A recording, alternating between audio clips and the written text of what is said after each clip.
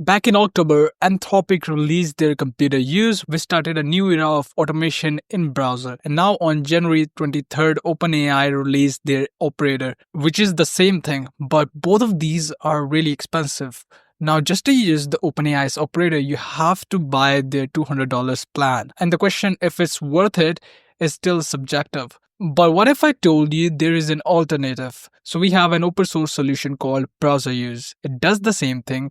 It enables AI to control your browser, and you have multiple installs for it. One is to use it as a command line, and the other one is to test the UI. Now, the UI repository is different and it's using web UI, so you have to set this up locally on your machine. And today in this video, I will be guiding you how you're gonna do it. And we're gonna use everything for free, so this means that the model API that we're gonna use is Gemini Flash Experimental, which is completely free. And it is truly an open source and free alternative to OpenAI's operator or Anthropic computer use. So let's dive right in and start setting this up locally on a machine. Hi and welcome back to SkillCurb. This is your host Shamriz, and we're finally going to set this up locally. So we're here at the installation guide on their GitHub repo, and you can see that we have to have some prerequisites installed on our machine, which are Python 3.11 or higher.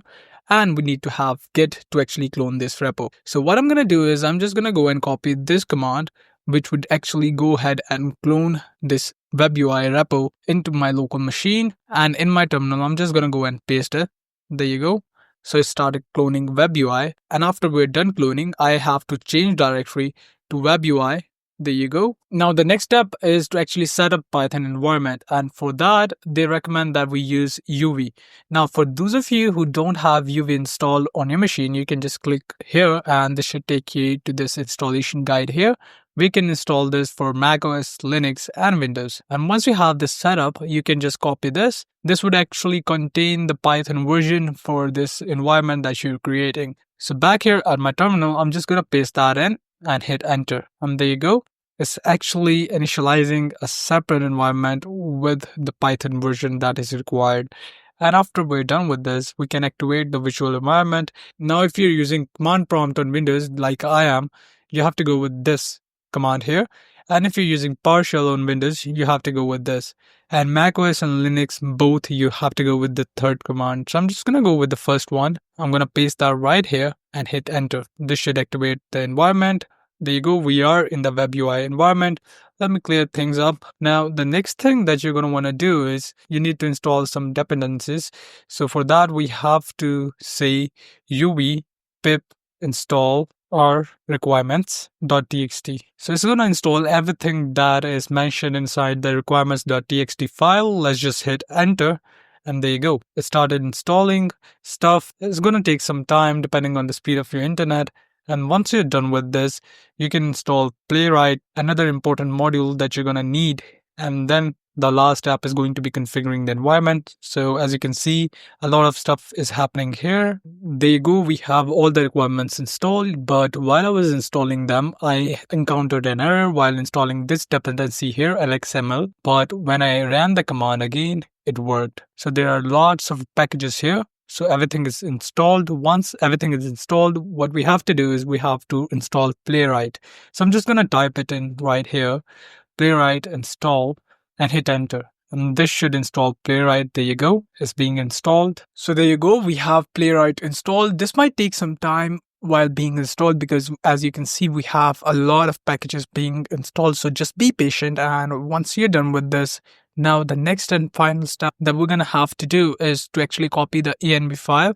So I'm just going to go and copy this and paste that right here. Now what this would do is it would make a copy of the .env.example file and create file.env and place everything that is inside the example file in the .env file.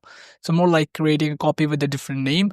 Let's hit enter. And now we have the .env file in our web UI folder. Now the next step is to open the .env file in your preferred text editor and add your API key. So I have my text editor, which is VS Code here, and this is the .env.example file, but we made a copy of this, which is .env. So I'm just going to go and paste in my API key right here. But before setting up my API key, I want to make sure that you know that we can use OpenAI, Anthropic, Azure, Mistral, DeepSeek, Olama, Alibaba, and Moonshot all of these providers and their API keys. So I'm just gonna go and paste in my Google Flash API key and let's save the file. Once you do that, let's go back here. And now the next step is to actually do the local usage. Now, for those of you who are familiar with Docker, you have a second option, which is to install this as a Docker image. And you can do that as well. So you can give it a shot. But let's just go and use this. So I'm just going to copy this. What this would do, it would run the Python script webui.py on the IP 127.0.0.1 and on the port 7788. So back here, let me clear up a little bit. I'm just going to paste in right here and hit enter. So this should spin up a local server on this port right here. So let's just wait. And then we can open up this port. And there you go. As you can see, it is running on this URL here, which is right here. So what we can do right now, let me zoom in a bit. So we have different settings here in the web UI. So we have agent settings where we can set up the agent type, whether it's a custom or an organization based agent. So I'm just going to leave it as custom. As for the max steps to run in a go is 100. I think this is more than enough. As for max actions per step, it's 10. We can increase that, but this is again good enough. And we absolutely want to use vision. Now for LLM configuration, we can use OpenAI, ChatGPT 4, or we can use different API keys, but we're going to use Gemini. So I'm just going to go with Google and Gemini Flash 2.0. But you don't actually have to do this because if you want to use the .env file configuration, you have to leave this as blank. So I'm just going to go and leave this as blank. Now for browser setting, I think everything that is set by default is right. And you can go ahead in detail.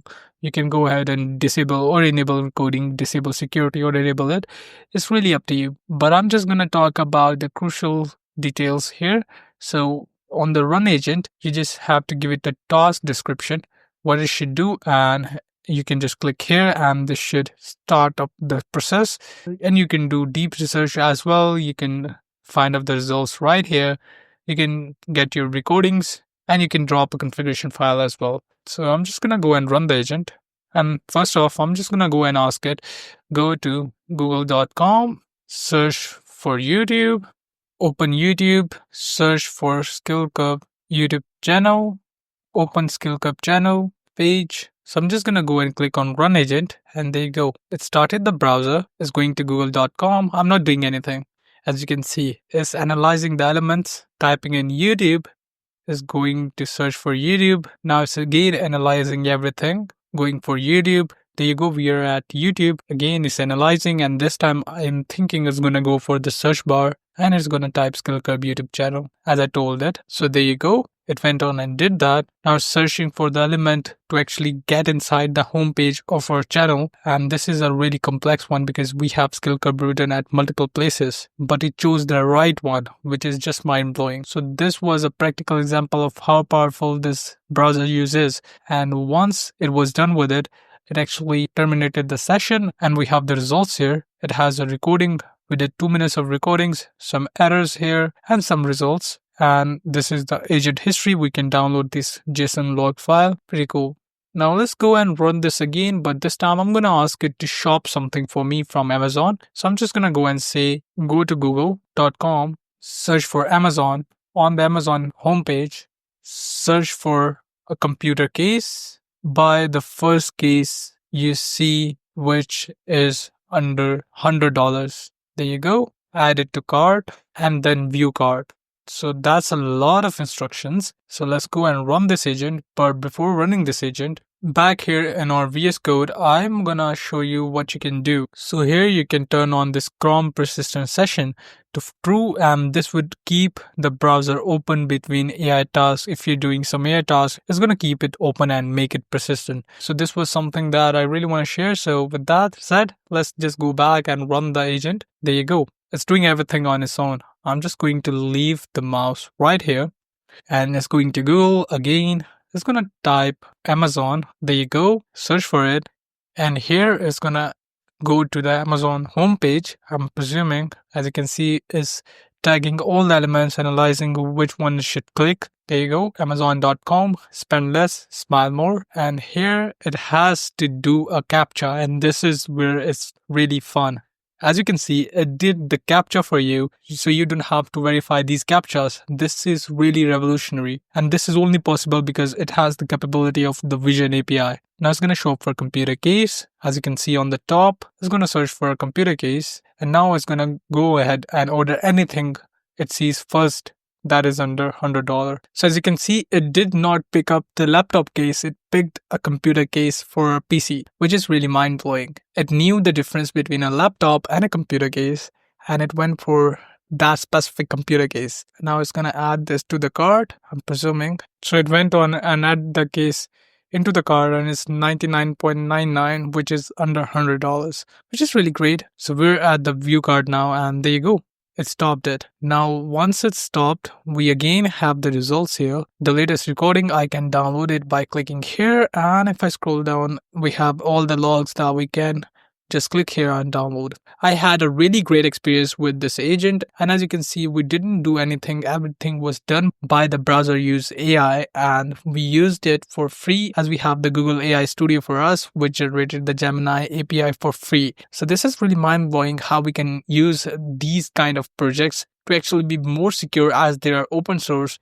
And they are complete alternatives to big projects like the OpenAI operator, which costs around $200 a month to actually use, and the Anthropic computer use, for which we have to pay as well. So this was an open source alternative to both of them and completely free. So with that said, I want to wrap this video up, and I was really impressed by the browser use web UI. I hope this video was helpful. If you found this video insightful, hit that like button. Share your thoughts or experiences in the comments below. Ring the notification bell to never miss out on our daily updates. Thanks for watching, and we'll see you in our next video. Till then, stay curious and keep exploring.